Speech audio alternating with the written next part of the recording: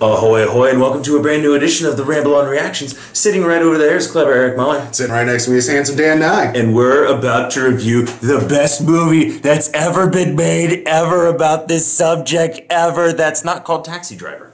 So this movie, Or the King of New York. King of Comedy. Or the King of Comedy. So when you take two Scorsese movies and smush them together and then put them out 30 years later, you get Joker! Put a little sprinkling of Fight Club on top. Okay, do we have to keep going? Baked to perfection. Is that it? Are we done? Yeah. Okay. We're done with this review. So as always, no, I'm just kidding. So, unfortunately, my schedule hasn't allowed me to see this movie yet. It's probably going to be sometime in the next coming week, but I saw it! He saw it! I didn't take part in any riots afterwards, so yay! I mean, your white male insecurity, it's showing. It's off the charts. And, I mean, I feel like we're going to be talking about a lot of the behind this stuff in the actual recording we're about to do, but let's go backwards first. So this is a movie.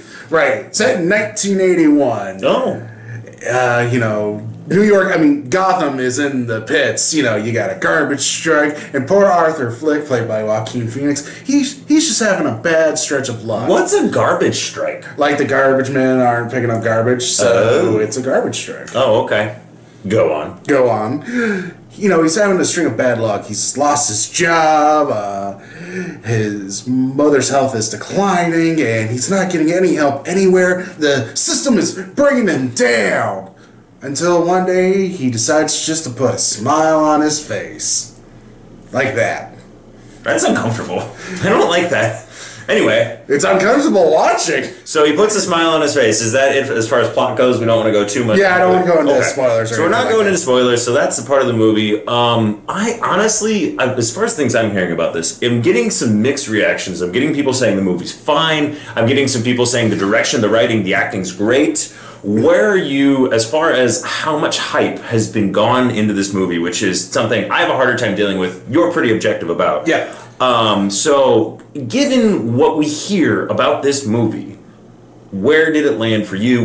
Give me some of your highlights first. Okay, so some of the highlights. First, I'm going to go with something that we rarely talk about. Give a shout out to the score. Ooh. The score for this film is perfect. I like scores. It's haunting. It's with you. It really helps set up scenes, especially since I saw it in the Dolby Theater, the way it was playing in there. Literally shivers down my spine. Okay, cool score. And cinematography is beautiful in this. Huge shout out to that.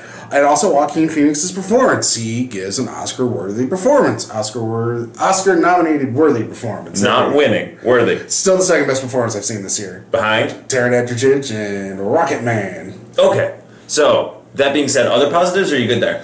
Other positives. Pacing, I was there for 2 hours, but it didn't feel like I was there.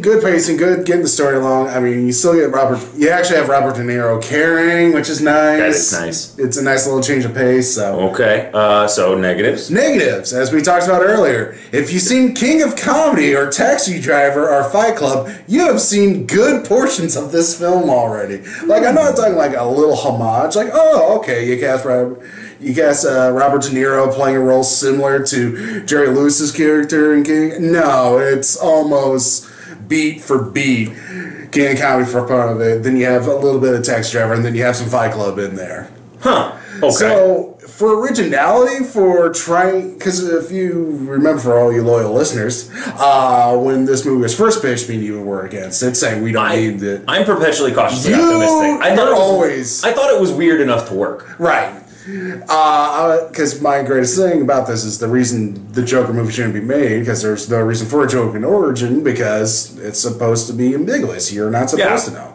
It's like, what? This is the antithesis of Heath Ledger's Joker, who just comes out of nowhere. This is like, hey, this is why this character is this way. You see how he had his bad day, to quote The Killing Joke. Yes. But, that's my only real negativity, which is weird, because I'm saying this film wasn't creative enough. Yeah, this film was a blending of 3 other great films, and then smacked a character on top of it. Right. Like a little stamp. Boom. So, like, again, nothing against Todd Phillips. He did a good job with this. Now, of course, his opinions on things we can discuss. We're going to get to that. We're going to talk about that later. We're getting to that in a couple minutes here. We'll discuss that later. So, if anyone wants to listen to the Ramble, that's going to happen, be released on this same day. Link in the description below. There's going to be a new segment we're calling, Why'd you say that? Why? Why'd you say that? Why? So, all that being said, that's positives, negatives. Was the hype warranted? I'll go that before you grade it. Like, so this was, like, you know, we're talking like FBI is going to be on high alert for this movie because incels are going to be blah, blah, blah. And I'm like... For me, no. Because for all the worries about... Like, when I went to see it at the theater, they actually had the caution, you know, for mature audiences only. This is not a typical superhero film. It's like it's rated R. Right, it's rated R. There's no Batman. There's no blue sky beam into the heavens. Hey, we can put that in plus, too. That's definitely a plus. No sky beam. No sky beam. So there's none of that, and I get... But for me, it's like there's no difference than any other violent movie I've ever seen. Like, violent movies existed for a long time before this film. The only reason, like, you can have copycats is if you're a fragile white male. I can understand your appeal to this leader, but that's not me.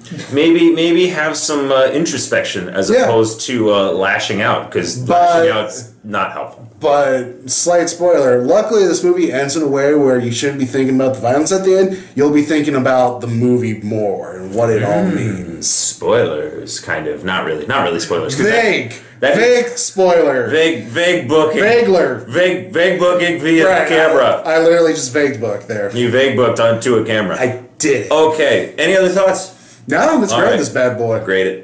A minus. A minus. That's. I think that's the highest you've gone this year. Did anything? No. Did Rocketman get an A? Rocketman got an A. Endgame got an A. Well, Endgame got an A. It's been a long year. Endgame came out this year. Oh man, I feel like I haven't seen that much, and that's on me. But like, man, it's been a long year, and I still have to see this, and then we're gonna start getting into later stuff in later year. Then we're gonna get the Oscar movies.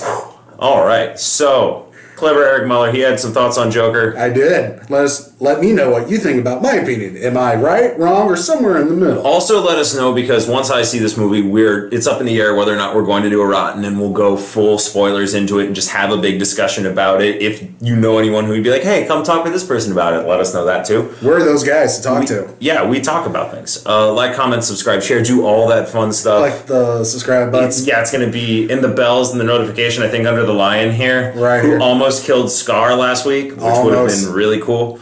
But yeah, as always, ramble on. Anchors away.